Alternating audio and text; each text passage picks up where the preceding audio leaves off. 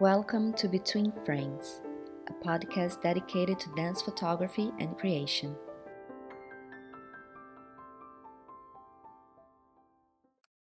First of all, Magda, thank you so much for being here in Between Frames podcast. It's such an honor. I really love talking to other people that are inspirations for me.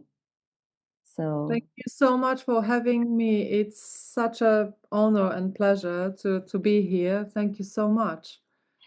I would like to start by asking about your background. How did you become a photographer? What was your first contact? Were you like a creative kid? Yes, so it goes a long way, really. I've been a professional photographer for the last 17 years. Wow. Um, and I've started with portraits and weddings. So I photographed many weddings in my life, but it has always been about people. That was my subject. I love photographing people. And yes, as a kid, I've always been around art. I loved art. I'm an amateur painter as well myself. Oh, nice. Um, and I've always been around galleries and exhibitions, and it's people.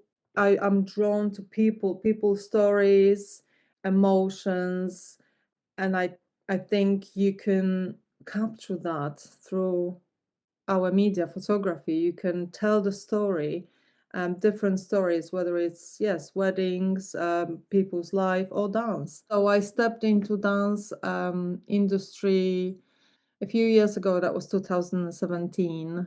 I've always been mesmerized by ballet. This art form is such an incredible. It's so beautiful that you literally feel like you are in a fairy tale Exactly. when you watch a ballet. It's just such a distraction from our daily life when you go and watch ballet, and when you see the movement and when you see the beauty of it, you are transformed into a completely different world. Yeah, many years ago, yeah, 2017, roughly around 2017, I decided to explore that industry, and I started my personal project, which was called Dancing Through Surrey, when I was photographing dancers using the beautiful backdrops. I live in Surrey, Mhm. different nations, different cities, nature. And, one thing led to another. I was meeting more and more dancers, and here I am, photographing dancers now, full time, basically. Full time. Wow. That was going to be my second question, actually. How did you get into dance photography? Do you dance? Do you used to dance? No, I wish now I You know, you had can the start. opportunity. You can start. I wish I had this opportunity when I was a child. No, I was never a dancer.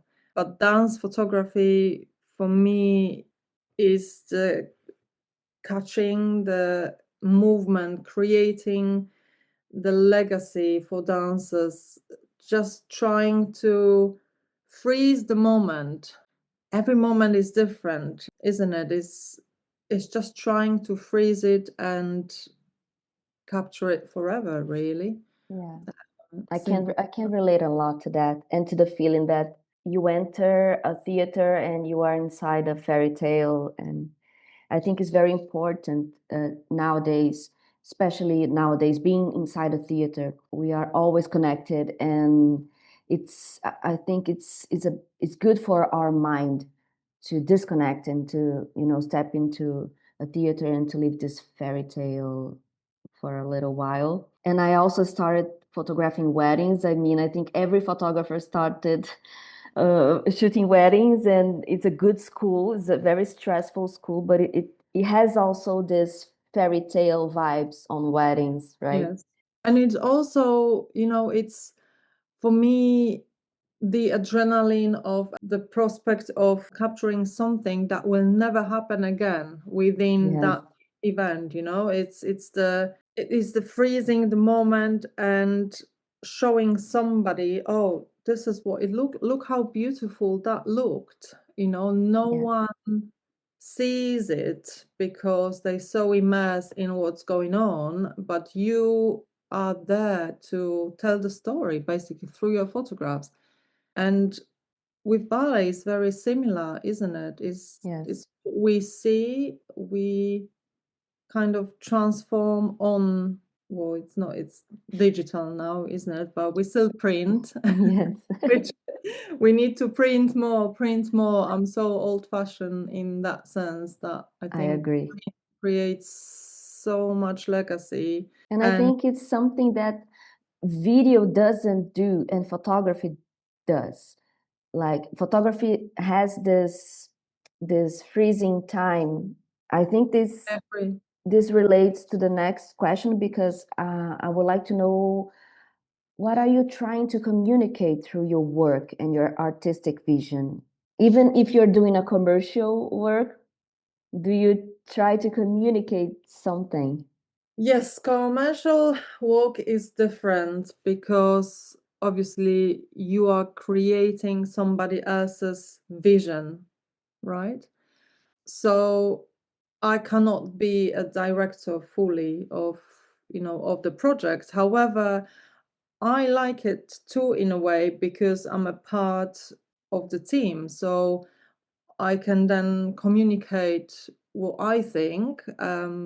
Sometimes, it's not the same with somebody else's vision, but at least we work as a team and we try to accomplish the goal that the company is setting for that or the other project. So when I'm in the studio, because I work in the studio a lot as well, and I love studio shoots. Because studio shoots, you are in control to some extent, Yes. right? So you're controlling the lighting, and you're controlling the feeling almost. But sometimes, especially when you work with dancers, this incredible artists, things sometimes are out of control, and you provoke emotions that you didn't expect to happen on set, and that's what creates the magic, right? Like, we have an idea what to do, but then things happen on set, and that's what's so exciting and so incredibly inspiring when you capture that. When I'm in the studio, depending on the project, I try to create a story, and sometimes there are stories to be told.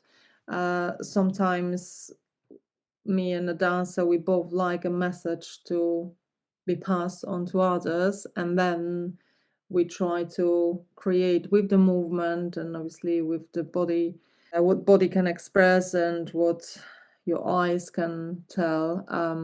It's nice collaborating with dancers, right? They are really creative people. Yes, for me, it's not only, well, there are shoots where obviously you'd like to show a beautiful arabesque or you'd like to show a beautiful attitude, but my shoots are always about more than that, if you see what I mean. How we can send the message rather than, yes, proving that we can do this pose or the other. If it does make sense. Yes, it does. It does.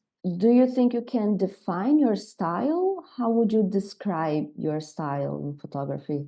Oh gosh, It's a hard question. very hard question. That's a very hard question. I've always wanted my photos to look like paintings. Yes.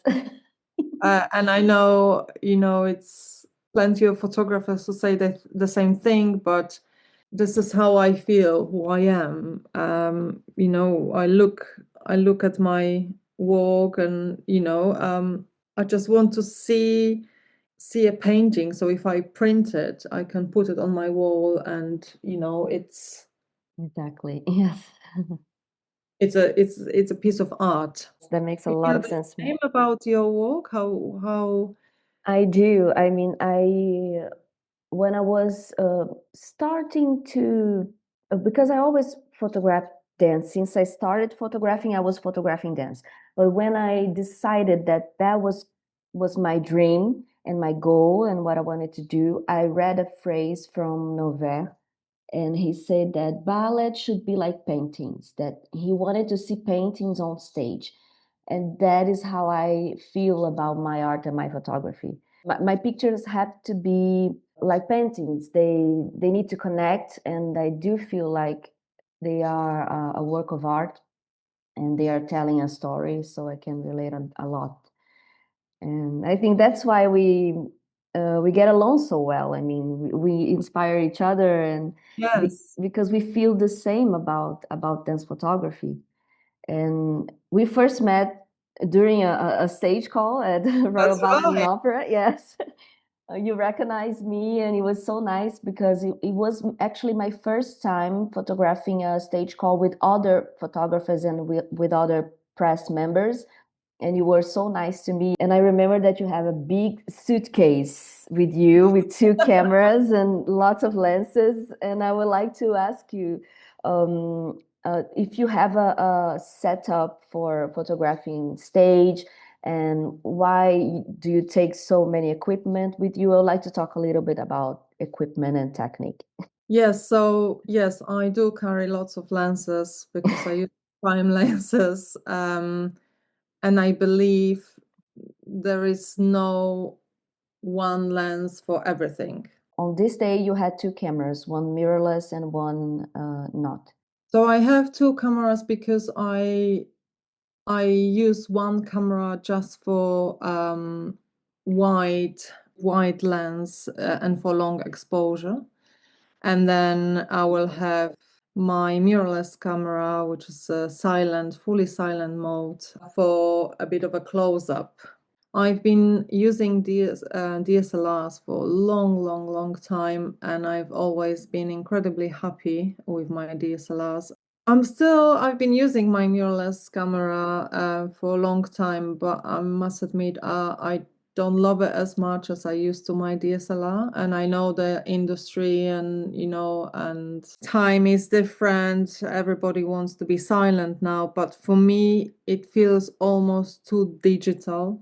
Yes, I understand. Yes. This doesn't give me, and it's hard to explain because I'm not a very technical person. Although I've mastered I know my cameras inside out. I know what they're capable of, but I'm not a very like technical person. I wouldn't change equipment all the time. I wouldn't jump from Canon Yes. to Sony, from Sony to Nikon because there is a new released, version of this camera. I like to stick to what I know. So yes, so I use my favorite lens ever is 50 milliliters 1.2. I am also not a very technical person too. I learned the technique so I could express what I wanted.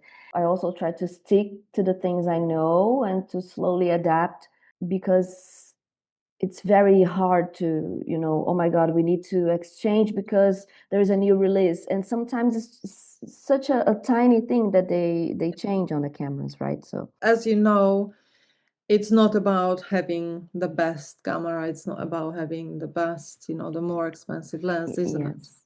Um, I so only changed it to mirrorless because of the silence, yeah, only for that. And I still have my DSLR. I still have my DSLR, and Yeah. I'm very sentimental about this camera Yeah. because it's created so many beautiful images. So like it took me a long time actually to convert into mirrorless, and I could not understand why I'm doing this. Why can I? But obviously, because it's so loud and now everybody Yes. uses mirrorless cameras, I had to make this decision, but it was with a heavy heart. I'm not going to lie. And where do you search for inspiration beyond photography or dance photography? Do you have favorite artists or things that you like to do so you get more creative? From artwork, I've always followed Edgar Degas when it comes to ballet. I've studied his paintings, and I try to see it when I photograph ballets. And gives me goosebumps when you finally can see, similarities when you photograph ballets. It's like, Yeah. It's amazing how oh, he created a style. He was like the first dance yeah. photographer. Yes, that's right. That's right. Yeah. And yeah, it brings me joy when I go around galleries and there will be a little Degas exhibition or a little Degas painting here and there. How about you? Are you the guy lover as well? Or Yeah, I try to admire the work and not that much the painters because we start to discover lots of things about this man, but his work influenced me a lot. And I mean, I do like Sofia Coppola's movies and her aesthetic as well. I always got inspiration by Japanese mangas like Sailor Moon. So I have a mixed a Mhm. mixed combination, but always like this enchanted fairy tale Disney movies. I do like it a lot. So of course, going to museums. Every time I am in London or in a different city like Vienna, I really do like to go to museums. It's like a temple for me. Well, finally, what advice would you give to young photographers? Oh wow. I would say photograph, photograph, photograph, and photograph more. Learn from your mistakes and from your experience. That's the best advice, I think. Go grab a camera, go and create. Be inspired by others. Don't think that other photographers are your competitors because there is plenty work, and I believe that we should inspire each other rather than feel that we are competitors, because what's fascinating about photography and talking to other photographers is that we could be on location and there could be 5 photographers on location with the same cameras, and we all will capture different things Yes, because it's what we see differently things, and how we see the world, how we see people, we try to capture and freeze freeze the yeah, moment, like I said. So yeah, so how I learned my craft is for constantly shooting, working with different people, analyzing, criticizing my own work. It's not like I liked everything, it was a long process, and I'm not afraid to say even now that sometimes perhaps I'm not happy with what I've taken, and I know how to improve it. But when you start, you look for improvement. You maybe don't know, but by working and working and working more, you will know. You will develop your own style of editing, your own style of how you see things, how you feel, yes, uh, and that doesn't come from sitting in front of your laptop and doing nothing. You have to bring those thousands of photos, upload them yes, to a software you use, whether it's Lightroom or something else, and then look at them and feel, do you like them? Do you know, if you don't like them, you have to find a way to improve them. So yes, that's my advice. Yes, look up to photographers that you admire, and figure it out how to create photos that you feel are your brand, if you see what I mean, or your yes. It's a journey, right? journey. We don't. It's not an easy path. I mean, you have to create. You have to go to the field and to work. And When you've got a passion for something, like an ongoing passion for creating more, for delivering more, then it doesn't just stop. It's you evolving as a photographer as well. You constantly searching for more, and it's this adrenaline. For me, is the adrenaline that I have, whether it's in the studio where I'm creating and I'm controlling the light, whether it's the stage photography, it's so exciting because you've got no control of lighting, so you have to adapt and see through your viewfinder what you know, according to what's happening, which is so exciting as Yes. well. You know, backstage is the secrecy of being backstage, and you know, and again, capturing moments will be seen for so many for forever.